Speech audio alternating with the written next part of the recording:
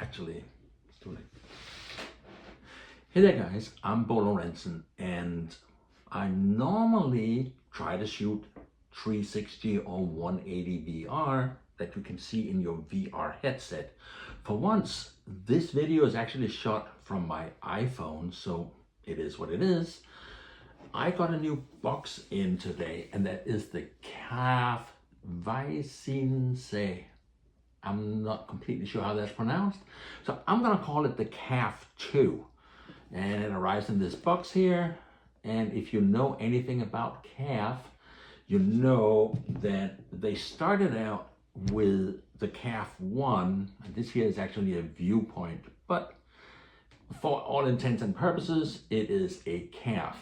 And we're all waiting for, supposedly these are gonna update and start shooting 8K. But at the moment they're shooting 7.2K-ish. And they're competing, of course, in my case, with my Canon, which also is a bit of a beast. So this is actually the smaller beast, but it's still a brick. I mean, if you stick this in your pocket, it is definitely going to be one of those, is that a CALF in your pocket, or you just Canon to see me? We can't go there these days. This is the Canon 5.2mm dual lens.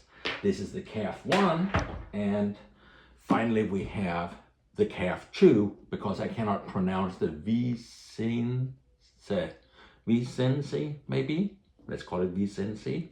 And by the way, this has an interesting, it was a Kickstarter for a camera named Tarsier, and it does say CALF on the box and on the body. But there is also, if you go to visinse.cn, you will find a company selling just this. So that's interesting. This is the original, and this has something in common. The CALF way, and it's actually interesting. I'm going to take a piece of paper here real quickly and a pen. So the Canon frame looks like this, and you can see we're losing a ton of data there and there. What the CALF does, I put it right here, is it has two sensors like that, but they deliberately are cropping the top and bottom. So the sensor ends up looking like this. And what it means is that the straight up and the straight down may be a little bit of an angle out. It's not actually distracting because you rarely look up that much. But what it really means is, look how this sensor takes much more advantage of, or the projected sphere takes more advantage of the sensor size. So this is good for you and me, because we're getting a lot of pixels, and they can use a smaller sensor because obviously they don't have to fit the entire thing. So it means that this one has 4,000 pixel diameter on each of these, and this one is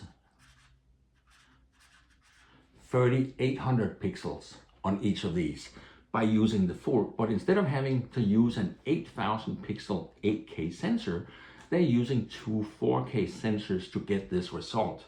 That's really fairly clever, and they're doing that on both the original CALF and CALF 2.0 or whatever. And put this down, and let's take a quick look at, I took off the lens coverings because I kind of wanted you guys to see lenses. So here, so it comes in this pretty little box. On the back side, it tells us what's inside, which is always the same, right? Now, taking that out, I almost forgot to say this. Please take a moment, click down there, subscribe, like. I don't know what the bell is about. That way you get updates about my YouTube channel, youtube.com/sailing360. And wherever I have water and 3D cameras, I'll be uploading content to you guys. Then we get another box. It's one of those, you can see the line right here. So let's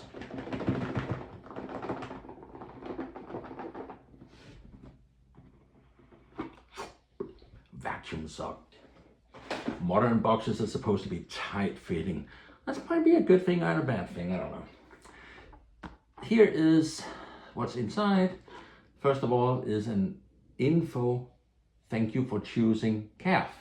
Well, it does say CALF, not Visinse. In here is a foam space, kind of like that. It's like a foam thing that holds the camera. And you guessed it, I already opened this box up.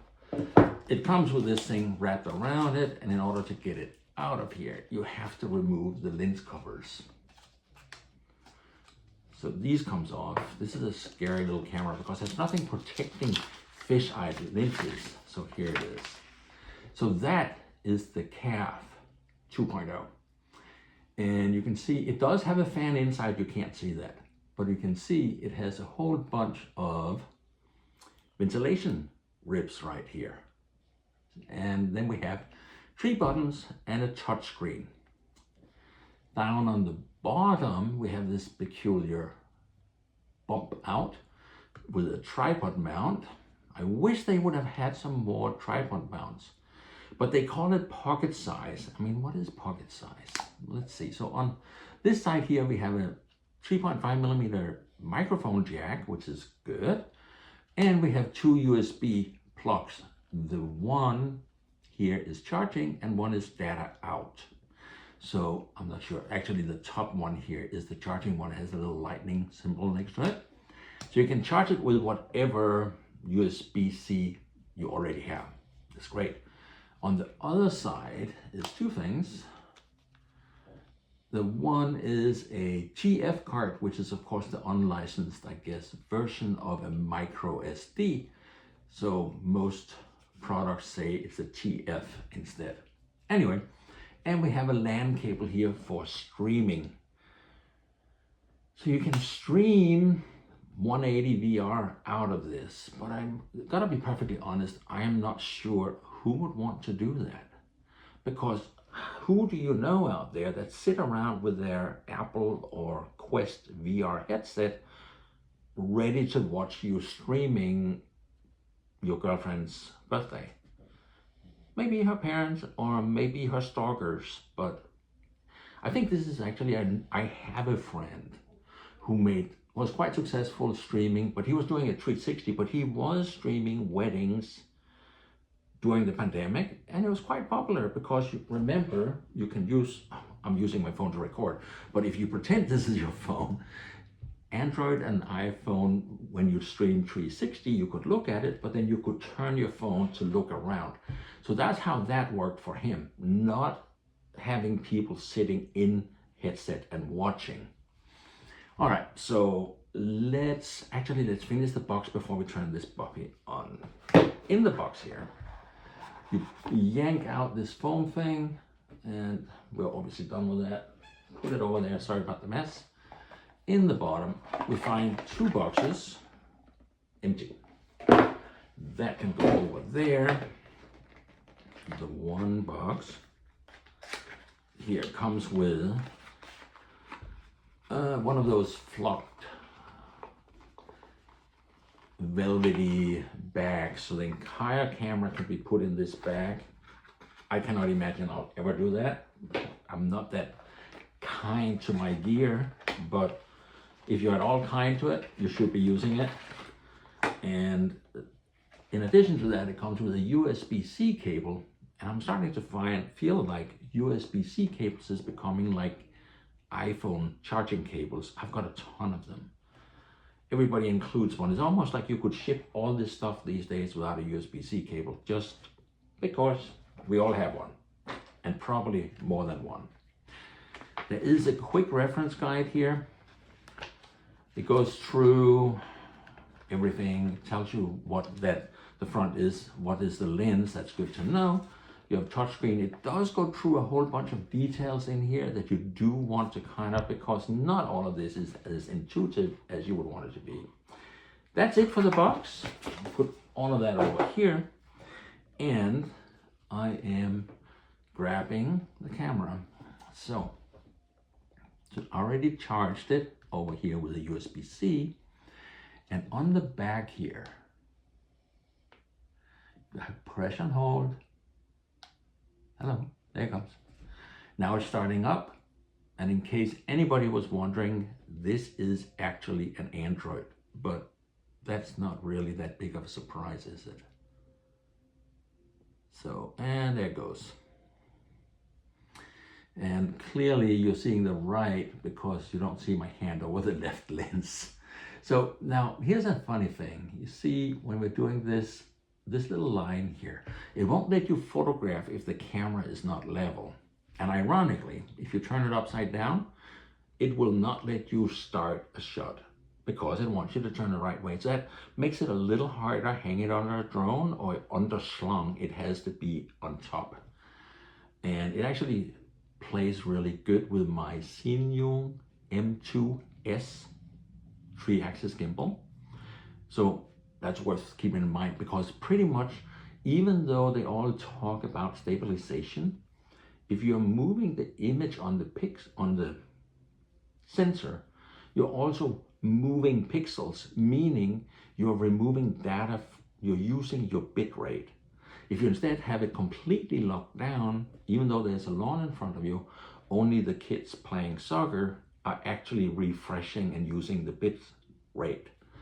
So it pays off to lock this down and avoid having moving parts other than what you want to be moving, rather than letting the camera record it, losing data to record these moving pixels and then stabilize it. That's not a good idea. Better to use a gimbal. All right, so getting into it here, it shows you those two fingers, and that means you can slide in, and now you can choose still shot, video shot, or live stream. I'm gonna just choose still shot. And here, if you clicked over here, you can see the gallery. So 1, 2, or 3, and some settings down here. So if you go into settings, now you get the settings. And if you choose VR, it's square, it renders it square. If you unclick that like this, now it will give you 2 round circles. I'm gonna put it back to, oh, sorry, that's the TF card. Above that, it says original and VR. So original gives you 2 round circles and VR gives you 3 squares. So that is the current. You also have a self timer, and you can choose 2D or 3D. So we're going to hit save. And if you go to video and hit the menu again, it's going to do the same thing. It offers you 3 bandwidth, bitrate 10 megapixel, 50 megapixel, 10, 30, 50, and 100 megapixel. Again, it has a self timer for video. I'm not sure I need that. It has a path if you're going to the internal 24 gigabyte storage or to your TF card. And if you are recording 2D or 3D, and then again, it has a cancel or save. So I'm just gonna say save because we're not gonna change anything. And you can still see here, it comes up with a warning if I tilt it. Then once it is like 7 degrees for some reason, maybe 7 degrees is, I'm gonna go back to photo. Hello. This is, so to change this, I drag out from the side, I select photo. Now if I wanna see the settings, I drag down from above, and then my menus are here. This one is currently updated with the most current, that is what it came with. And this is the back bottom right here. We go back, kind of slow. And down here we should have the gallery. I'm not making that work, we can take it from here. I click on still shots and we see a still shot right there. So, all right, I think you get how this works. I'm gonna compare these a little bit. So this is the original. This is much more plasticky. This is a metal box. It's also a brick, and it uses a Canon battery. This one has a built-in battery, supposedly good for 2 hours, but you can power it externally while you're recording. They still have the same, this one is actually not that much bigger. It's a little bit bigger, can you tell? But they still have the same eye distance, meaning they have very good pop to your 3D, and that's really cool. Now, it's also way smaller than my Canon. You can see here's the lenses are doing the same thing, but the Canon has their periscope thing. They put it all on one, and as I mentioned, it's using less than half of the real estate because they have to have the full circle, not just a cropped circle. Wait again. Oh my God. This is not something you want to run with in your pocket. So there, this is the camera. Now, I want to show a quick picture of. I shot it upstairs, and so here is the shot with first with the original and with the CALF 2, and I've lightened it because right now it has very black blacks. And finally here it is with the Canon. Now let's zoom in and you can see it better. Now zooming even more in, look at this palm. The palm tree on this one is kind of jaggedy. I was just complaining about it to CALF, and they're texting me back that they're gonna fix that. I mean, I wanna see the upgrade in my camera before I really believe, because a lot of times firmware doesn't happen as fast as we want them to. But that would be really nice, and being it's supposed to be the same sensors and the same processor as in the CALF original, it seems like there's no reason they should not be able to make the new same sensors and same processor make a pixel mapping without jaggedy palm trees. The other thing that right now is very noticeable is chromatic aberration. It's like aberration when you fall and scuff your knees on skateboard. That's called road rash. So this is color road rash. It has been shifted, and you can see the blue and the yellow are shifted off. I'm gonna show you a little close up of that here. Again, I do believe they're gonna fix that because they are familiar with the lenses and the sensor and the processor. And scaling the different colors is something that can absolutely be done in post. So that is, now I'm gonna put these lens caps back on. And by the way, the longest it can stay on without shutting itself down is either forever until the battery runs out, or 300 seconds, which is like 5 minutes. So this should go black in about 5 minutes. And now, remember, I mentioned that these spheres here are 3,800 pixels. As I was playing around, and a couple of my friends online has been playing with doing VR using 2 GoPros and the GoPro Lens Mod 2.0. That gives you a 170 degree fisheye. And to be perfectly honest, it's a pain in the ass to synchronize these two. And you have to like clap and audio sync them, and then you have to like play with to get an exact hours. What I actually use is I play my phone in front of it with 1/100th of a second timer, and it's like counting like that. Get those 2 numbers to be the same, and you have pretty much 1/100th of a second sync. So that's one backwards way to do it, but you always has to lay the 2 lines in and then trim to the same number, and you can do that in Preview or anything else on your computer. So it's not that complicated, but it is work. Then you have to throw the 2 together, render them out until you get the shot with 2.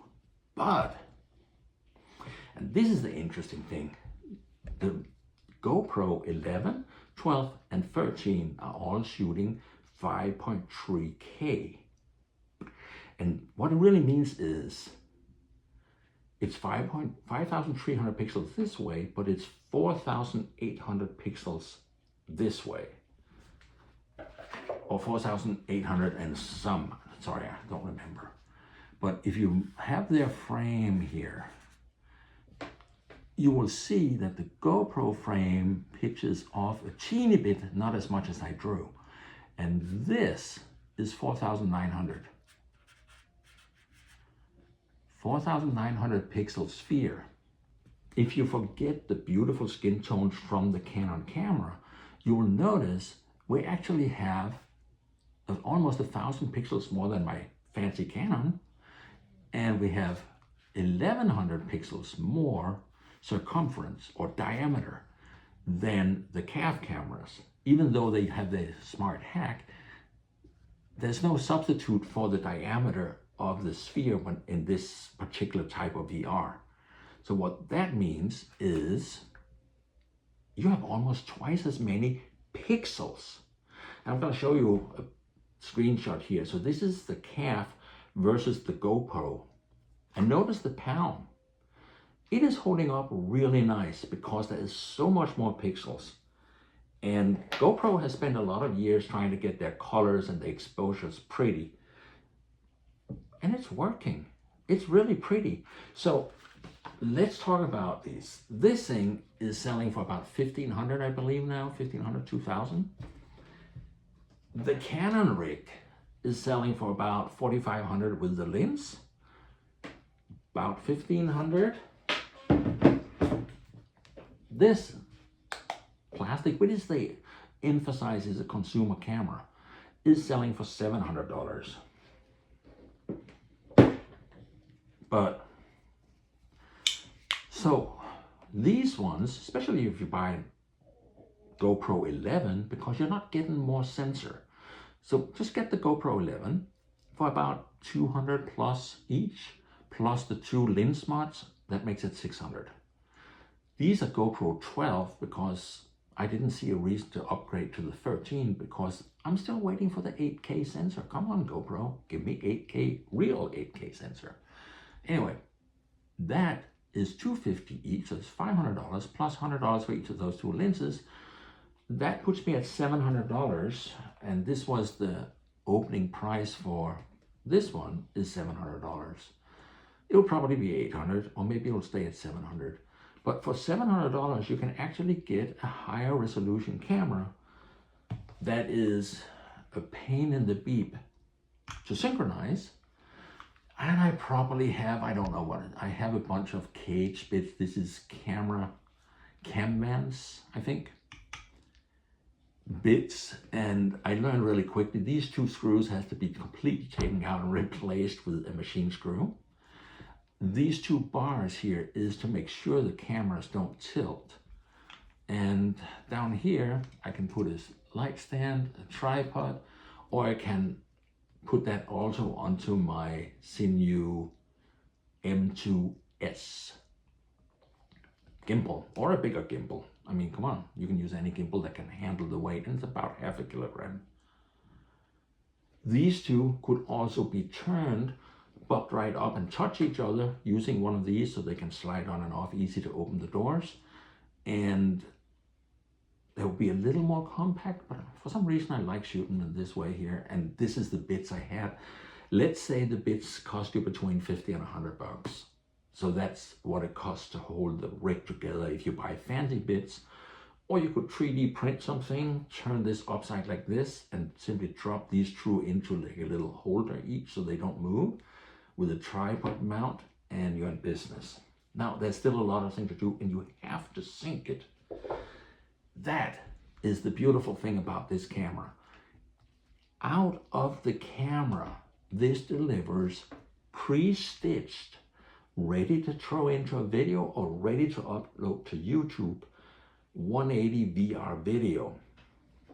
Now I noticed that there's a ton of wind noise. You can see the microphone right there, and there's one there, and there's one there. They definitely need one of those GoPro dead cat stickers. So a dead cat sticker on here, one there, and one there. to manage some of the wind, because it sounds like I'm in a fishbowl of sorts. And maybe it's supposed to be that way, and I just never knew it sounded that way. Anyway, the huge advantage with $700, it's very accessible. You turn it on, you push the button, and you're shooting 180 VR, and when it comes out, it's already stitched, ready to go on YouTube. With a quick disclaimer, I'm sure they're gonna get the meta tags into the file. They are not in the file at the moment, meaning you have to download VR 180 Creator. You'll find it on the web Time Machine, and open that up, open this file, save it back out as 180 VR, and now you can upload on YouTube, and now you can use your MetaQuest with a YouTube app to watch it in 180 3D. That's it, guys. I don't think I can think of more things that needs to be told.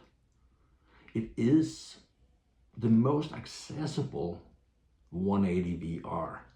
There's a ton of things I would like to see improved, and the couple of quick emails I've had back and forth, it seems like they're going to, but like anything in this world, show me the money, or rather show me the firmware updates. Then I think, so let's all keep an eye on that. Go to 180 VR creators on Facebook or something. There's a lot of people talking about this. And as soon as there are updates, a bunch of people will be mentioning that. That's it. Please, if you're this long, please subscribe, because it really helps me. I'm trying to get some more views on my general VR channel on YouTube. Subscribe, like, click the notification. I don't know how this is supposed to be done. Thank you for watching, and let me know if you like it, or let me know what you think of, have you tried doing VR 180 with GoPro?